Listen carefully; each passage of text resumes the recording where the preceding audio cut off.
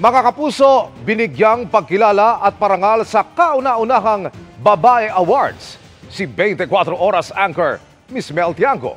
Dahil yan sa natatangi niyang kontribusyon sa paglikha ng pagbabago at pagiging inspirasyon sa kapwa, lalo na sa mga kababaihan.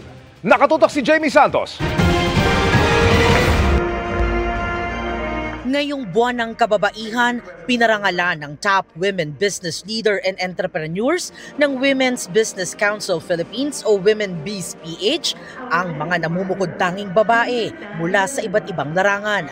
Sa kanilang first ever Babae Awards ngayong 2025, pinarangalan ng Community Impact Award ang multi-awarded news anchor ng GMA Integrated News at ambassador ng GMA Kapuso Foundation na si Miss Mel Tiangco.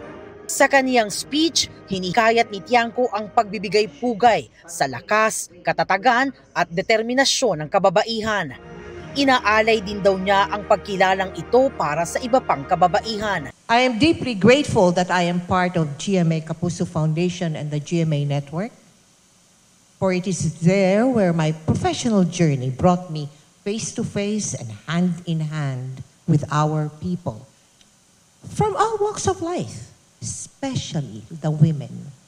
May I share this recognition with all Filipino women who possess and practice the virtues of resilience, hard work, perseverance, and unwavering spirit. That trophy is for all of us.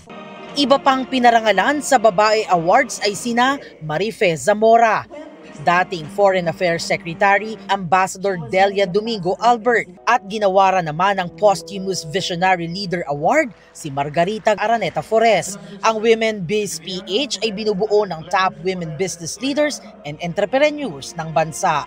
Para sa GMA Integrated News, Jamie Santos, nakatutok 24 Oras.